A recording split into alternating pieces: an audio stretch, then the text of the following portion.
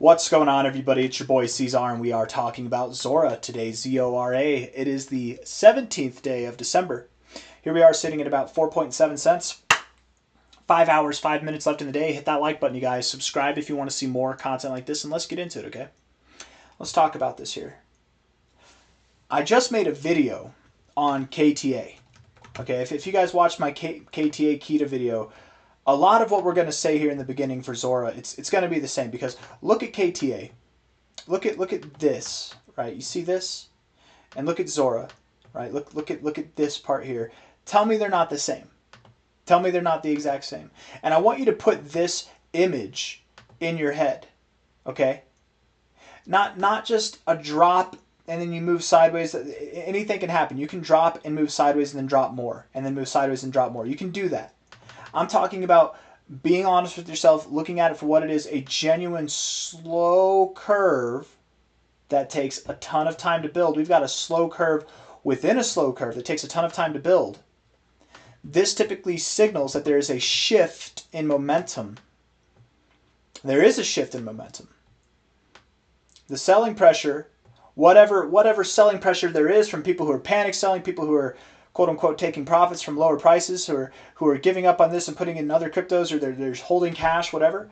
The selling pressure is being met by buying pressure from analysts, from insiders, from people that know the markets and these type of situations, that see this dynamic at play and know that the price is about to launch up. There is, mark my words, a mass amount of accumulation is happening. Has probably been happening over the past 2 weeks for ZORA. Okay? Absolutely it has. And whenever we hit this level, they stop accumulating. They let it come back and then they pump it back up. Soon enough, that's going to break. And when it does, the shift that you'll get, shift is the right word to use, because it'll be sudden. It'll be sudden and it'll be very voluptuous. It'll be just like what we had here back in October.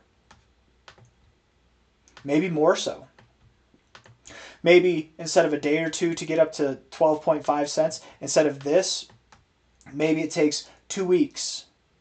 But it goes higher. You know what I mean? We're in the process now of forming what's called an Adam and Eve double bottom.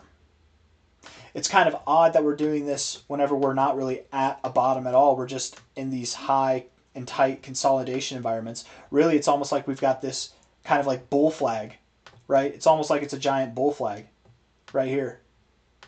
I don't know. Some people will say it's not a bull flag, it's too big. Yeah. That right there is way too big. You're right. The flag is much bigger than the flagpole. Absolutely, at that point. But now it's not. You know, like how do you do bull flag? I've been doing this for 10 years, and as far as I'm concerned, that's a bull flag.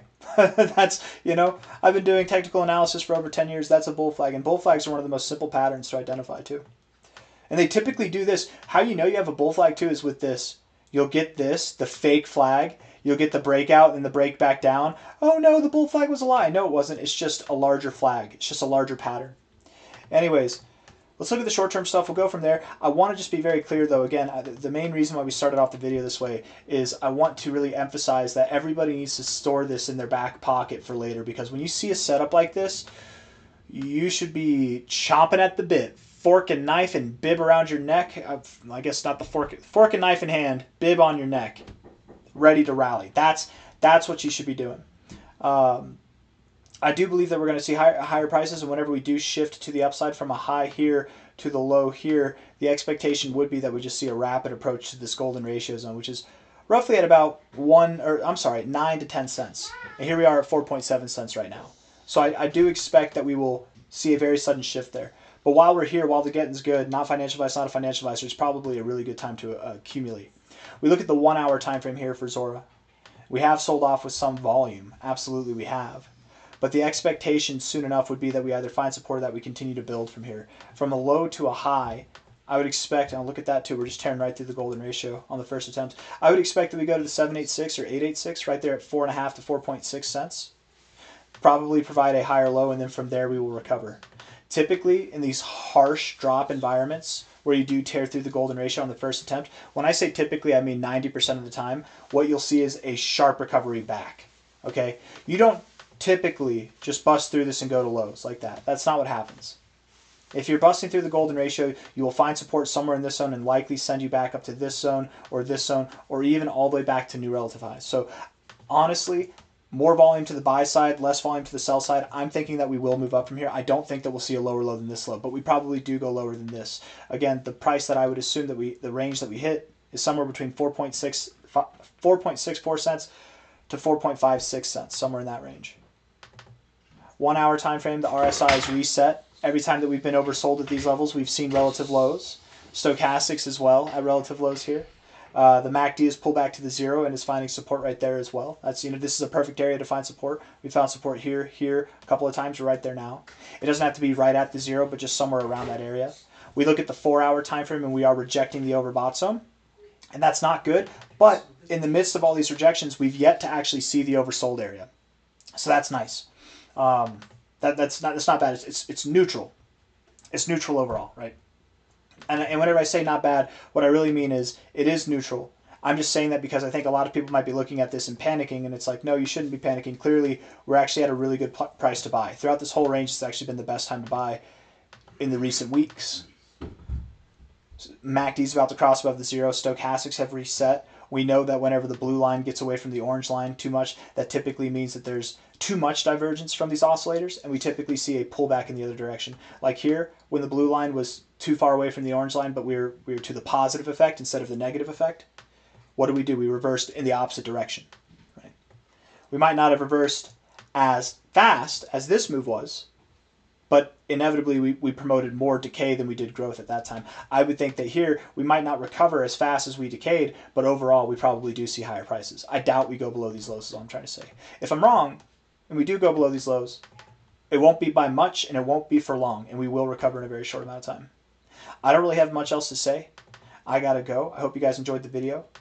We are finding resistance to 50, but consistent resistance here. Just like back here, you were finding consistent resistance until you broke through. And when you broke through, the move you had was spectacular, right? We're doing similar things here. The stochastics are ugly, but the price action's ugly. Whenever you're choppy and sideways like this, the stochastics and the MACD likely won't help you.